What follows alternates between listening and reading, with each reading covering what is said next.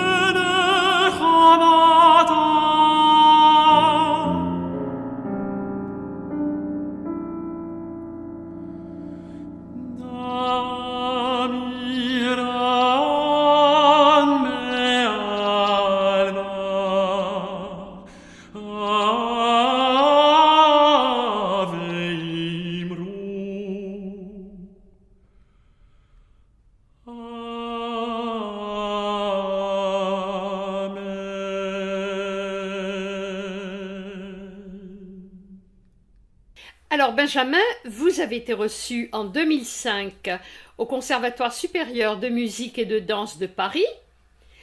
Oui. Vous avez fait un premier cycle de chant lyrique, un master à Oslo.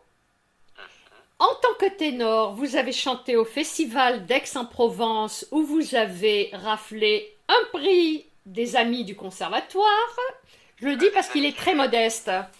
Alors les amis du Festival d'Aix-en-Provence. Voilà. Ce sont des gens très fidèles au festival et qui suivent les activités de tous les chanteurs, des plus jeunes jusqu'aux chanteurs les plus confirmés. Et ils sont présents et nous accompagnent dans toutes nos démarches. Et justement, ils suivent attentivement ce projet d'enregistrement. Tout à fait. Et vous avez également chanté à l'Opéra de Dijon. Tout à fait, dans plusieurs productions. L'Orfeo de Monteverdi ou Der Kaiser von Atlantis, qui est un opéra de Victor Ullmann, qu'il avait composé alors même qu'il était dans le camp de Theresienstadt. Donc c'était une œuvre très marquante dans mon parcours parce qu'elle a une résonance particulière. Et effectivement, j'ai eu la chance de participer à cette production à l'Opéra de Dijon. Alors Benjamin Alouni, j'ai envie de vous poser une première question. Quelle est votre motivation ? Alors effectivement, ce projet d'enregistrement, Confluence, quand mélodie française et culture juive s'embrassent, c'est avant tout un désir très personnel de relier deux aspects de ma vie, je dirais, pour faire simple. D'un côté, mon goût pour la mélodie en tant que genre qui, dans la musique classique, pour faire simple, je dirais, ce sont donc des poèmes qui ont été mis en musique par des compositeurs, le plus souvent pour un chanteur accompagné par un pianiste. Donc c'est un répertoire qui se prête particulièrement à l'intimité d'un salon où à la place de déclamer un poème, on va chanter ce poème. Donc on est dans la musique de chambre, on est dans un répertoire intime avec un rapport très direct au public qui se trouve très proche des interprètes. Ça, c'est un goût que j'ai depuis le tout début de mon apprentissage du chant, alors même que j'étais encore étudiant dans les conservatoires.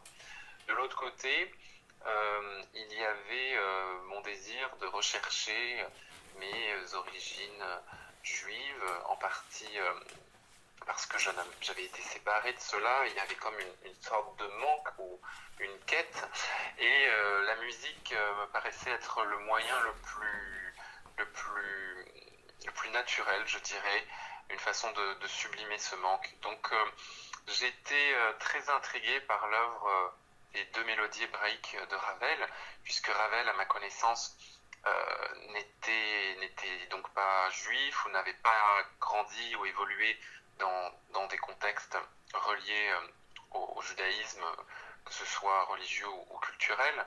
Et donc pourquoi ce compositeur, en plus si connu dans l'histoire de la musique française, avait-il puisé son inspiration dans la culture juive ? Ça, c'était une première chose. Et en plus, les deux mélodies hébraïques correspondaient complètement à ce répertoire de musique de chambre qui est donc la mélodie, ce poème mis en musique. Cette œuvre de Ravel, qui a été composée en 1914, a été mon point de départ. J'ai voulu savoir donc pourquoi avait-il eu cette démarche et est-ce que d'autres compositeurs de son temps avaient eu une démarche similaire. et peu importe qu'ils soient juifs ou pas juifs, c'était intéressant de voir si avant tout ça avait été une source d'inspiration pour des compositeurs. Et effectivement, j'ai pu donc mener des recherches, très vite me rendre compte qu'en Europe centrale ou en Europe de l'Est, il y avait une grande porosité entre musique dite classique et un folklore juif, surtout dans la musique avec un héritage plus ashkénaze. Mais en France, je me rendais compte que ça n'avait en fait jamais été fait. Que l'œuvre la plus connue qui correspondait à mon thème, c'était effectivement Ravel. Et j'ai pu rassembler des œuvres, constituer un corpus avec que des compositeurs qui, français ou pas français, juifs ou non juifs, ont tous un lien dans leur composition à la fois avec la France et à la fois avec les cultures juives. Donc je me suis concentré sur cet axe France et culture juive.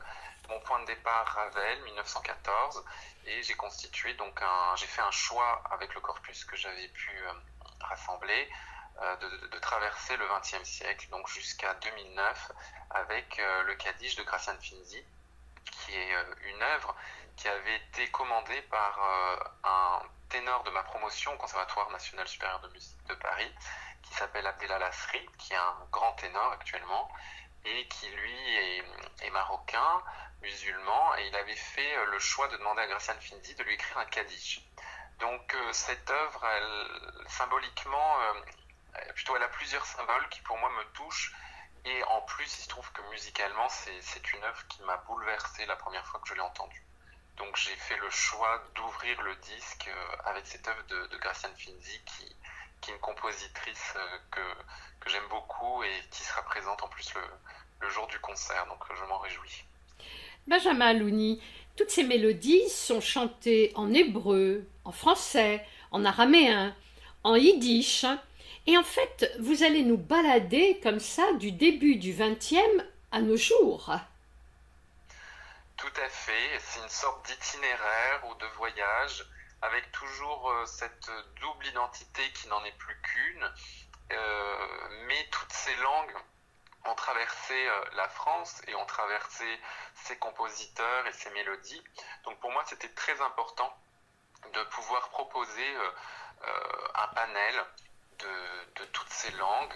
Je pouvais évidemment pas, sinon il aurait fallu 4 ou 5 disques, garder toutes les œuvres de tous ces compositeurs, mais donc j'ai fait un choix pour proposer différents genres. Donc il y a des musiques purement classiques, d'autres plus folkloriques ou populaires, et comme vous le disiez, certaines sont en français, en yiddish, d'autres en hébreu, de kaddish, donc en araméen.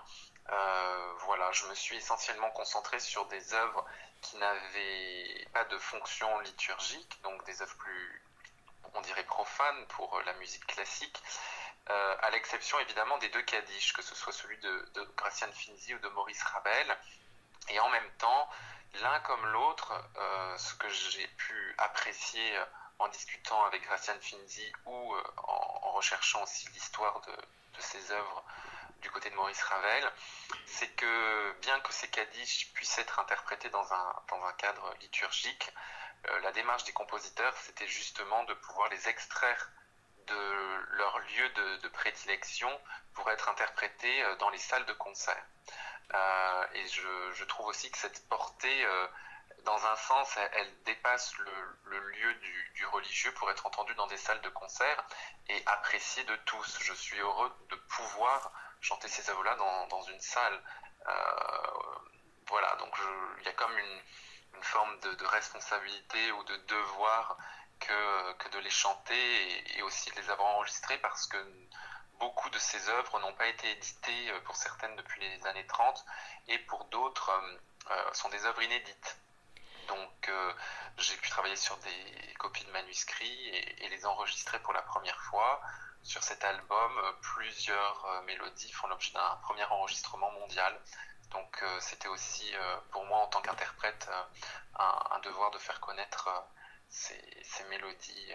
Et alors justement, Benjamin Alouni, vous allez les faire connaître, car cette émission contrairement aux autres émissions de musique, va se présenter différemment. Je n'ai pas voulu volontairement vous interrompre et ponctuer de musique. C'est en deuxième partie d'émission que Benjamin Luni va vous présenter chacun des morceaux qui sera joué. La chanson d'amour de Manuel Rosenthal est un extrait des 5 chansons juives. Ce sont des œuvres qu'il a écrites pour sa mère.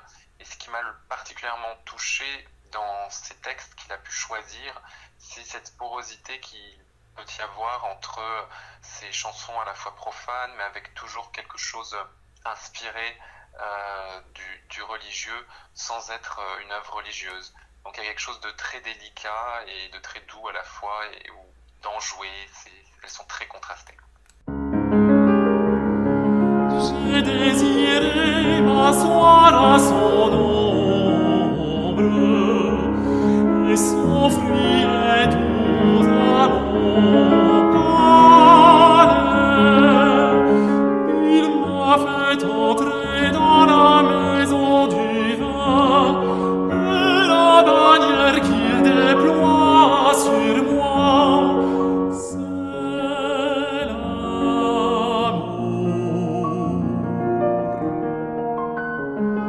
Soutenez-moi avec des gâteaux de raisin, fortifiez-moi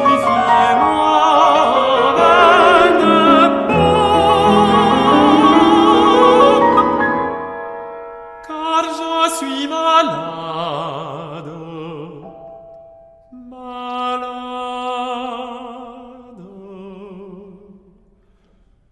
d'amour.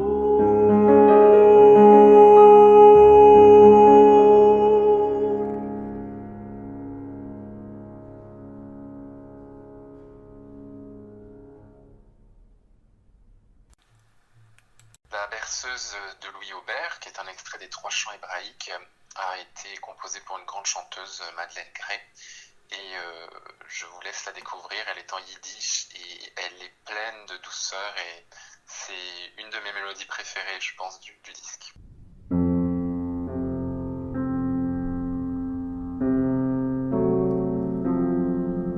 Schlaf, mein Tochter, schöne, feine, in dein Wiege.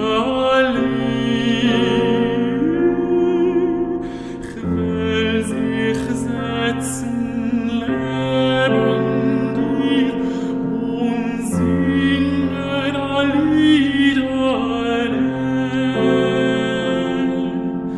Ich will dich wiegen, Lieder singen, Lolinge, mein Kind.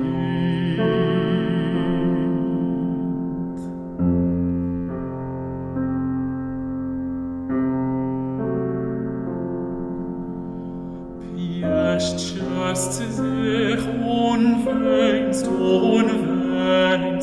und schlafen willst du nicht. Machst doch und ein armer Mutter Schmerzen wieder mit. Lula, Lula, schlaf, mein Gdule, Lolinke, mein Kind.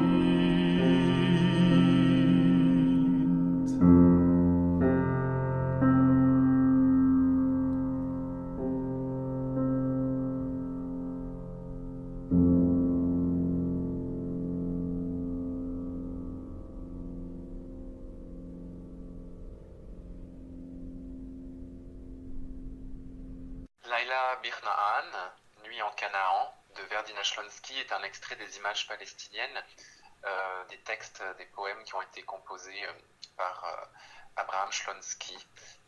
Verdina Shlonsky a donc fait le choix d'utiliser des poèmes de son frère pour écrire ses mélodies à la fois classiques et pleines de surprises. Je vous laisse les découvrir.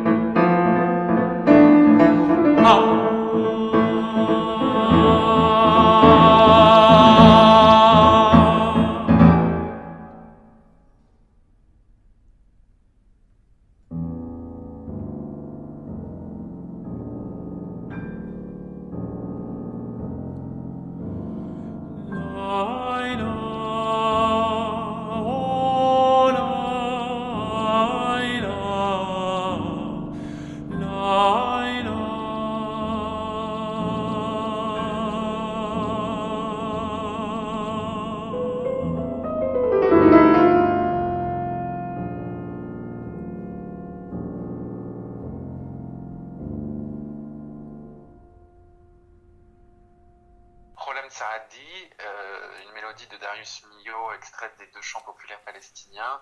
C'est une œuvre que Milhaud a pu récupérer sur une carte postale musicale et qu'il a pu harmoniser. Elle avait été écrite et composée par des pionniers d'Israël, donc au tout début du XXe siècle, souvent des Ashkénazes issus de Pologne ou de Russie.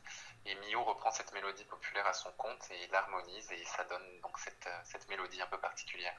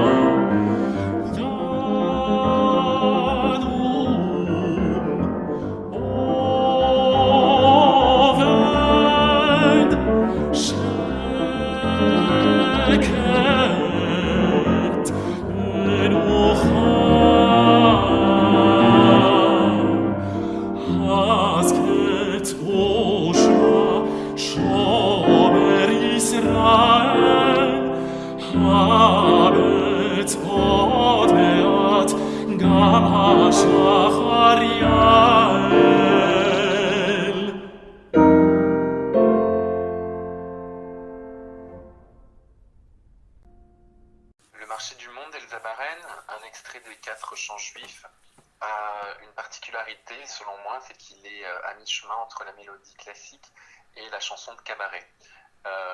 C'est un texte médiéval traduit en français et Parraine la reprend à son compte et on fait cette chanson très originale.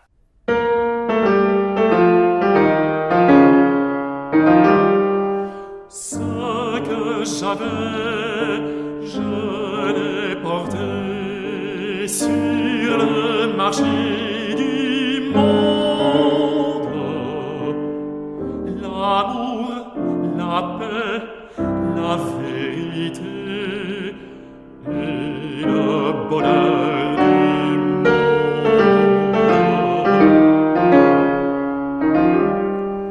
Je ne vends pas, prenez, prenez, je donne à tout le monde. L'amour, la paix, la vérité et le bonheur du monde.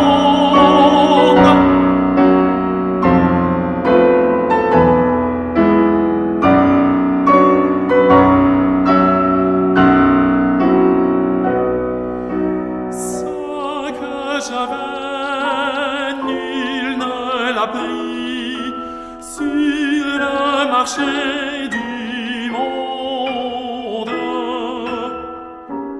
Un grand rire accueillait mon cri, rire de tout un monde. Tu ne sais rien, va-t'en, va-t'en. À l'autre bout du monde,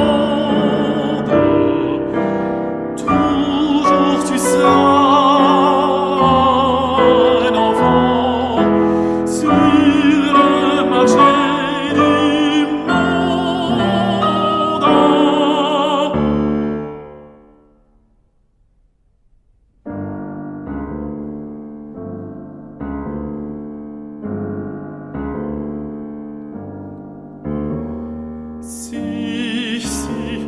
Je sais ce que l'on vend sur le marché du monde. Au fond, la sueur et le sang du pauvre monde.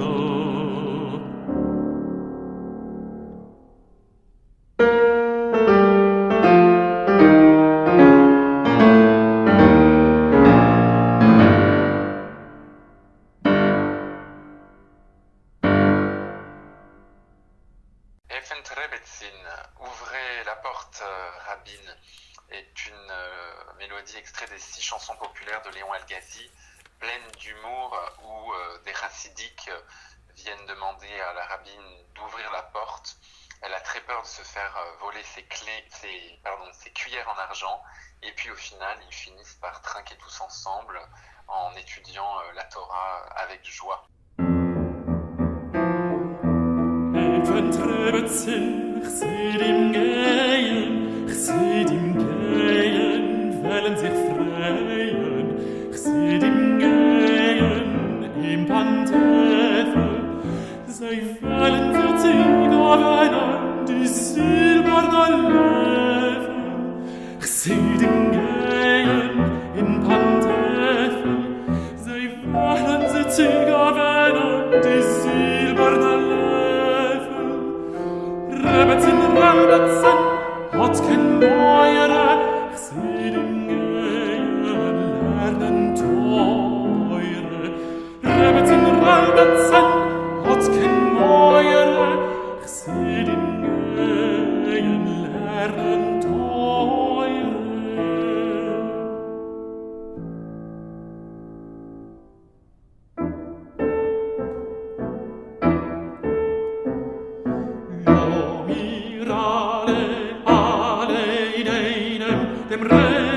Dem Reben, mekabel von ihm sein. Lo, mir alle in einem, trinken ein bisschen Wein. Lo, mir alle in einem, dem Reben besser mehr sein. L'énigme éternelle, donc extraite des 2 mélodies hébraïques de Ravel, qu'il a composé en 1914 en yiddish. Ravel reprend cette mélodie populaire que certains peut-être reconnaîtront et l'a harmonisée, donc a écrit un accompagnement au piano pour qu'elle puisse être accompagnée pendant les concerts et chantée tous ensemble.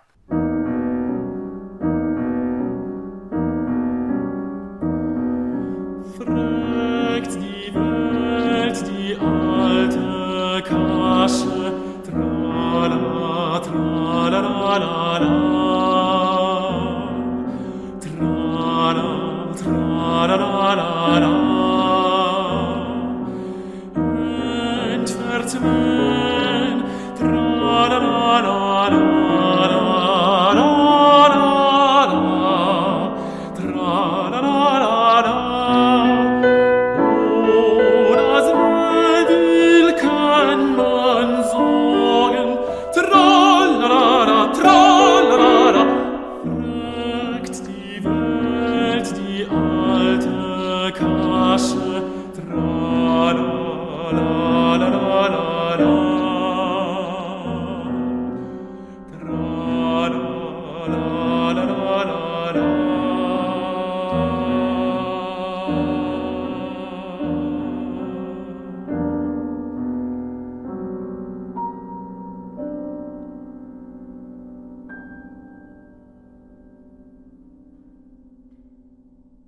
Avant de dire au revoir à Benjamin Aluni, je tiens à rappeler les coordonnées pour que vous puissiez réserver vos places pour ce concert du jeudi 7 décembre au théâtre de l'Athénée Louis Jouvet. Le numéro de la billetterie 01 53 05 19 19. Vous avez également le site du théâtre L'Athénée Louis Jouvet et le site de Confluence, confluence au pluriel, _du6, mélodie au pluriel.com. Je rappelle le numéro de réservation pour ceux qui préfèrent passer par le téléphone 01 53 05 19 19. Jeudi 7 décembre à 20 h au théâtre Athénée Louis Jouvet. Merci Benjamin Luni. Merci à vous. À très bientôt au 7. Quant à moi, chers amis, je vous dis à la semaine prochaine. Monique Nakache pour Paris Culture.